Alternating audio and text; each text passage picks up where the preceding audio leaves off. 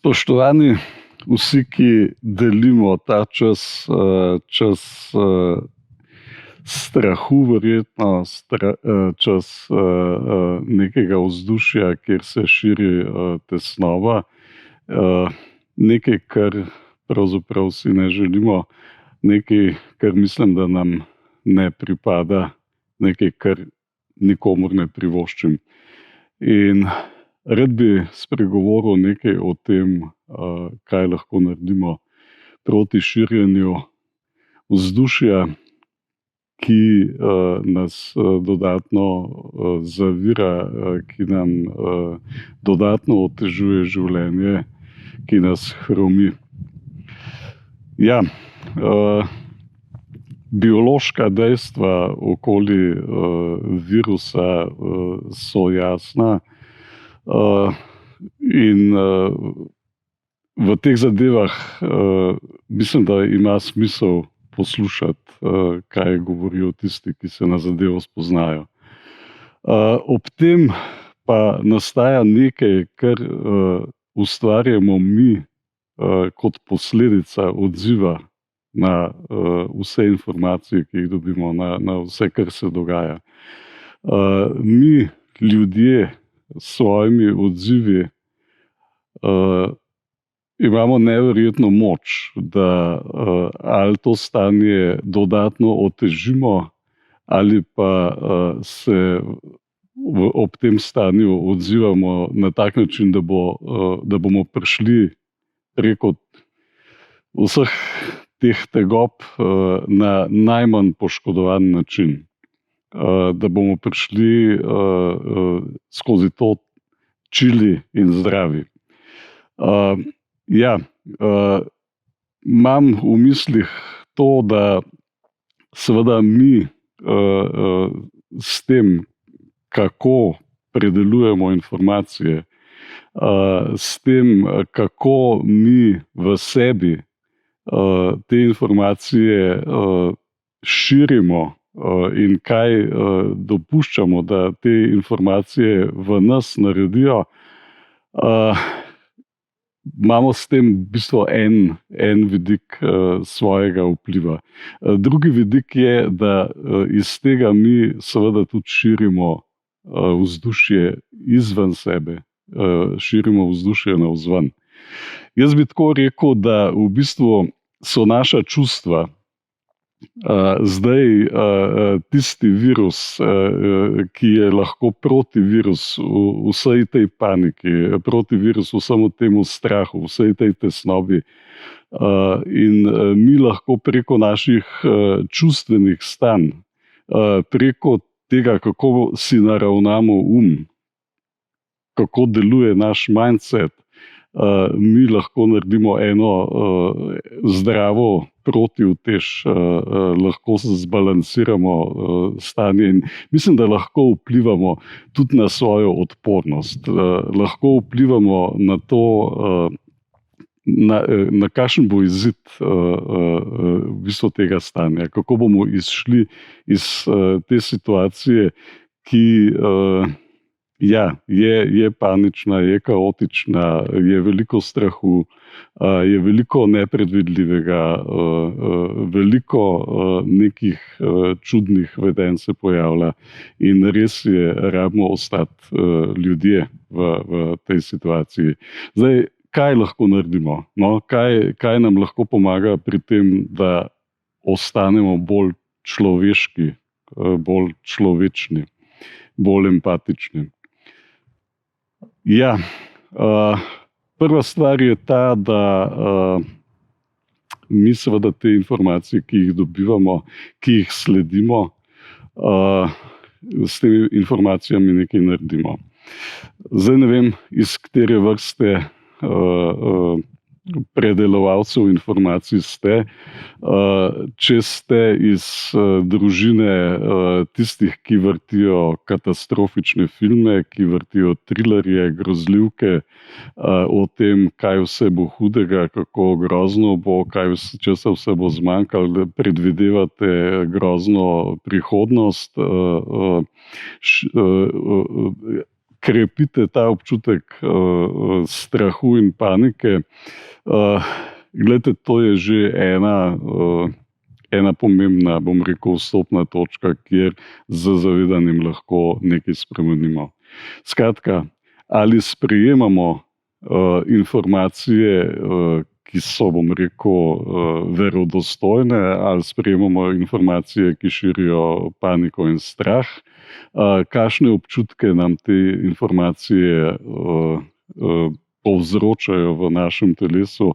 To je nekaj, kar lahko sami, bom rekel, doziramo in zavestno usmerjamo. Skratka, mi v tem stanju ne potrebujemo še dodatnih pritiskov na strah, na izgubo nekega notranjega ravnotežja in posledično tudi na izgubo neke razsodnosti. Mi v tej situaciji potrebujemo nekaj, kar nas bo napolnilo z nekim občutkom upanja, z občutkom varnosti, z občutkom, da se lahko na nekaj naslonimo, da nekaj ima smisel, nekaj, kar nam povzroča neko notranjo stabilnost. In glejte, tukaj imamo resnično sami zelo velik delež pri tem, kaj pustimo, da nas onesnažuje, kaj pustimo, da nas v mislih dodatno okuži. Drugi vidik je pa, mislim, da ta je pa mogoče še bolj pomemben, je pa kako mi vplivamo na druge. Glejte, zdaj smo več ali manj v stiku s svojimi bližnjimi, več ali manj bomo več časa skupaj in pri tem mi lahko zelo zavestno izbiramo, kako bomo krojili vzdušje teh naših odnosov. Bom povedal par stvari, ki po mojem mnenju zelo onesnažujejo vzdušje, ki po mojem mnenju, jaz bi celo rekel, zelo gnojijo vzdušje in s tem posledično povečujejo stres, s tem posledično v naši čustveni naravnanosti, kjer ni nekega upanja, kjer ni neke notranje moči, kjer ni neke notranje stabilnosti, smo mi šibkejši za to, da bi se borili proti nečemu, kar pač ta virus prinaša. Skratka, onesnažujemo naše odnose z bližnjimi, kjer smo navadno, bom rekel, manj previdni in manj odgovorni, s tem, da se pritožujemo, da kritiziramo, da nergamo, da širimo strah, da uporabljamo grožnje, da ponižujemo, da primerjamo z drugimi, da kaznujemo, da gremo na moč, počnemo stvari, ki v naših odnosih dejansko rušijo občutek varnosti, rušijo občutek tega, da smo lahko varno v bližini, rušijo občutek tega, da nam je mar drug za drugega. To lahko zavestno ustavimo. Lahko zavestno namesto tega izberemo, da smo prijazni, da se ne razburjamo za vsako malenkost, da ne širimo strahu. To, da spodbujamo drug drugega, to, da smo tolerantni do tudi različnih mnenj, do različnih pristopov, do različnih rešitev. To, da enostavno skrbimo za to, da imamo ta občutek, mar nam je drug za drugega. Glejte, ta občutek varnosti, mi zdaj to potrebujemo.